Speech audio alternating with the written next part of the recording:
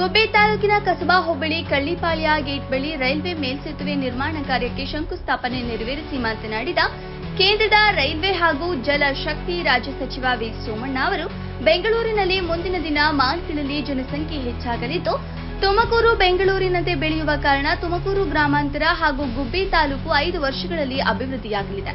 ತುಮಕೂರಿನ ರೈಲ್ವೆ ನಿಲ್ದಾಣಕ್ಕೆ 100 ಕೋಟಿ ಅನುದಾನ ಬಿಡುಗಡೆಯಾಗಿದ್ದು ಹೈಟೆಕ್ ರೈಲ್ವೆ ನಿಲ್ದಾಣವಾಗಿ ನಿರ್ಮಾಣವಾಗಲಿದೆ.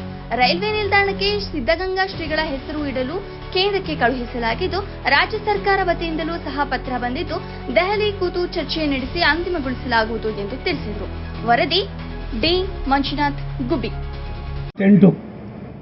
ಶರಣ ಬಂದ ತಕ್ಷಣ ನಾನು ಶುರು ಮಾಡಬೇಕು ಅಂದಿದ್ದೇನೆ. ಒಂದ್ಸಾರಿ ನಾನು ಇಲ್ಲಿ ಬಂದಲ್ಲಿ ತಗಲಾಕೊಂಡು ಸುಮಾರು ಹೊತ್ತಾಯಿತು. ಯಾಕೋ ಏನೋ ಗೊತ್ತಿಲ್ಲ, ಎಲ್ಲ ಮುಗಿಯೋ ಸ್ಟೇಜಿಗೆ ಬಂದರೂ ಕೂಡ ಅದರ ಬಂದು ಸಮಸ್ಯೆ ಬಗೆಹರಿದಿರಲಿಲ್ಲ. ಕೊನೆಗೆ ನೀವೆಲ್ಲ ಸೇರಿ ಅದನ್ನೆಲ್ಲ ಮಾಡಿ ಇದಕ್ಕೆ ಚಾಲನೆಯನ್ನು ಕೊಟ್ಟು ಇವತ್ತು ನನಗೊಂದು ಸ್ವಲ್ಪ ದುಗುಡ ಮತ್ತು ನೋವು. ಅಭಿವೃದ್ಧಿ ಕೆಲಸ ಆಗುವಾಗ ನಾವು ಕೆಲಸ ನೋಡಬೇಕೆ ವಿನಃ ಪಂಚಣ್ಣ ಅವರೇ ಆ ಪಾರ್ಟಿ ಈ ಪಾರ್ಟಿ ಅಂತಂದರೆ ನಾವೇನಾರು ಹಂಗೆ ಮಾಡ್ತೀವಿ ಅಂತಂದರೆ 2 ನಿಮಿಷನೂ ಕೂಡ ನಮಗೆ ನಮ್ಮ ಪ್ರಧಾನಮಂತ್ರಿಗಳು ಇಟ್ಕೊಳ್ಳೋದಿಲ್ಲ. ಅವ್ರ ಭಾವನೆ ಇಷ್ಟೇ. ಇವತ್ತು ನಾನು HPV ಒಂದು ವ್ಯಾಕ್ಸಿನೇಷನ್ನ ಚಾಲನೆ ಮಾಡಿದ್ವಿ ಸರ್. 15,901 ವ್ಯಾಕ್ಸಿನೇಷನ್ ಇಲ್ಲಿ ಬಂದಿದೆ. ಯಾರಿಗೂ ಗೊತ್ತಿಲ್ಲ, ಯಾವ ಜನಪ್ರತಿನಿಧಿಗೂ ಗೊತ್ತಿಲ್ಲ, ಯಾರಿಗೇನೂ ಗೊತ್ತಿಲ್ಲ ಸರ್. ನಿಮಗೆ ಗೊತ್ತಿಲ್ಲ, ಸುರೇಶ್ ಗೌಡನಿಗೆ ಗೊತ್ತಿಲ್ಲ, ಯಾವ ನಮ್ಮ ಜ್ಯೋತಿ ಗಣೇಶನಿಗೂ ಗೊತ್ತಿದೆಯಲ್ಲ ಗೊತ್ತಿಲ್ಲ. ಅದನ್ನು ನಾನು ಮೊನ್ನೆ ಛತ್ತೀಸ್ಗಢಕ್ಕೆ ಹೋಗಿದ್ದೆ ಸರ್. ಅಲ್ಲಿಯ ಮುಖ್ಯಮಂತ್ರಿಗಳು ಆ ಕಾರ್ಯಕ್ರಮಕ್ಕೆ ಬಂದಿದ್ದರು. ಆ ಉಸ್ತುವಾರಿ ನಾನಾ ಜಿಲ್ಲೆ, ನಾನೇ ಆಸ್ಪಿರೇಷನ್ ಡಿಸ್ಟ್ರಿಕ್ಟ್. ಅವಾಗ ಅಲ್ಲಿ ಮಾತನಾಡ್ತಾ ಹೇಳಿದ್ರು 13, 14, 15, 16, 17 ವರ್ಷದ ಮಗುಗೆ ಅದೆಂಥದ್ದು ಕ್ಯಾನ್ಸರ್ ಅಂತ ಅಂತಾರೆ, ಸರ್ವೈಕಲ್ ಕ್ಯಾನ್ಸರ್ ಅಂತ ಬರ್ತದೆ. ಇಂಥ ಮಕ್ಕಳು ಈ ರಾಷ್ಟ್ರದಲ್ಲಿ 6 ಲಕ್ಷ ಸಫರ್ ಆಗ್ತಾ ಇದ್ದಾರೆ.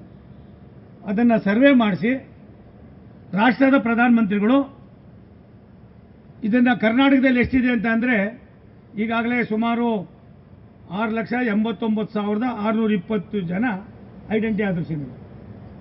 ತಕ್ಷಣಕ್ಕೆ ಇವಾಗ ನೀವು 2,54,000 ಜನ ತಗೊಳ್ಳಿ ಅಂತ 15,000 ವ್ಯಾಕ್ಸಿನೇಷನ್ನ ತುಮಕೂರು ಕಳಿಸಿದ್ದಾರೆ. 15,000 ವ್ಯಾಕ್ಸಿನ್, ಒಂದು ವ್ಯಾಕ್ಸಿನು 5,000 ರೂಪಾಯಿ. 5,000 ರೂಪಾಯಿ ಎಷ್ಟಿದಣ್ಣ ಯಾರಿಗೂ ಗೊತ್ತಿಲ್ಲ. ನಾನಿವತ್ತು ಅಲ್ಲಿ ಬಂದ ಮೇಲೆ ಛತ್ತೀಸ್ಗಢದಲ್ಲಿ ಇದಾದ್ಮೇಲೆ ಆ DHO ಚಂದ್ರಶೇಖರ್ಗೆ ನಾನು ಫೋನ್ ಮಾಡಿದೆ. ಏಪ್ಪ, ನಾನು ಛತ್ತೀಸ್ಗಢದಲ್ಲಿದ್ದೀನಿ, ಇಲ್ಲಿ ಸಾವಿರಾರು ಜನ ಮಕ್ಕಳಿಗೆ ವ್ಯಾಕ್ಸಿನ್ ಮಾಡ್ತಾ ಇದ್ದಾರೆ, ನೀವೇನು ಮಾಡ್ತಾ ಇದ್ದೀರಿ? ನಮ್ಮಲ್ಲೂ ಬಂದಿದೆ ಸರ್, ಯಾರ್ಯಾರಿಗೂ ವಹಿಸಿದ್ದೀವಿ ಸರ್ ಅಂತ. ದುರಂತ ಬೇಜಾರಾಯ್ತದೆ. ಸ್ವತಂತ್ರ ಬಂದು ಇಷ್ಟು ವರ್ಷ ಆದರೂ ಕೂಡ ದೇವ್ರು ಕೊಟ್ಟರು ಪೂಜಾರಿ ಕೊಡಲ್ಲ ಅನ್ನೋದಕ್ಕೆ ಎಷ್ಟು ಮಟ್ಟಿಗೆ ನೋವಾಯಿತು ಅಂದರೆ ನಾನು ಅಷ್ಟಕ್ಕೆ ಬಿಡಲಿಲ್ಲ. ಅದಾದಮೇಲೆ ನಾನು ಇವತ್ತು ಬಂದು ಅಲ್ಲಿ ನಮ್ಮ ಸುರೇಶ್ ಗೌಡ ಅವೆಲ್ಲ ಆಗಿದೆ, ಕೆಲಸ ನಡೀತಾ ಇದೆ. ಇದೆಲ್ಲ ಮುಗಿದ ಮೇಲೆ ದೊಡ್ಡವರೇ ಬರ್ತಾರೆ. ಸ್ನೇಹಿತರು ಮುಖ್ಯಮಂತ್ರಿ ಆಗ್ತಾರೆ. ಒಂದು ರಾಜ್ಯಕ್ಕೆ ಒಳ್ಳೆ ಕೆಲಸ ಮಾಡಿ, ರಾಜ್ಯಕ್ಕೆ ಒಳ್ಳೆ ಕೆಲಸ ಮಾಡಿ. ಏನಿವತ್ತು ಇದೆ ಗೋಜಲು ಅನಿಶ್ಚಿತತೆ, ಅದನ್ನು ಹೋಗಲಾಡಿಸೋ ಕೆಲಸ ಮಾಡಲಿ.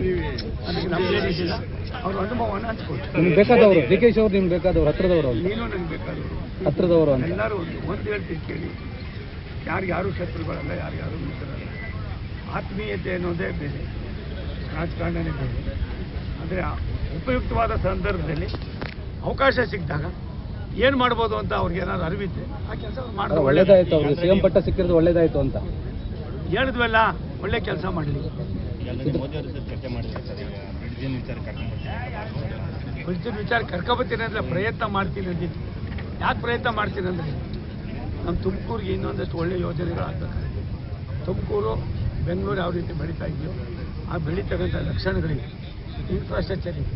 ಅದಕ್ಕೋಸ್ಕರವಾಗಿ ಒಬ್ಬ ರಾಷ್ಟ್ರದ ನಾಯಕನನ್ನು, ದೇಶದ ಅಭಿವೃದ್ಧಿಯ ಚಿಂತಕನನ್ನು, ಈ ದೇಶವನ್ನು ಯಾವ ರೀತಿ ನಾವು ಅಭಿವೃದ್ಧಿ ಮಾಡಿದ್ರೆ ಆಯ್ತದೆ ಅನ್ನುವ ಒಬ್ಬ ದೊಡ್ಡ ಕನಸುಗಾರ ನೆನಸಾಗಿ ಮಾಡಿರ್ತಕ್ಕಂಥವರು ಬಂದು ಭಾರತ ಸರ್ಕಾರದಲ್ಲಿ ಪ್ರಧಾನಮಂತ್ರಿಗಳಾಗಿ ಕರ್ನಾಟಕದಲ್ಲಿ ತುಮಕೂರಿನಲ್ಲಿ ಇರ್ತಕ್ಕಂಥ ಅಭಿವೃದ್ಧಿ ಕೆಲಸಗಳು ನೋಡಿದಾಗ ಇನ್ನೊಂದಷ್ಟು ನಮಗೆ ಅನುಕೂಲ ಆಯ್ತದೆ ಅನ್ನೋ ದೃಷ್ಟಿಯಿಂದ ಸಿದ್ದರಾಮಯ್ಯ ಪದತ್ಯಾಗ ಸರ್ ಸಿದ್ದರಾಮಯ್ಯ ಪದತ್ಯಾಗ ಸಿದ್ದರಾಮಯ್ಯ ಒಂದು ನಿಮಿಷ ತಾಳು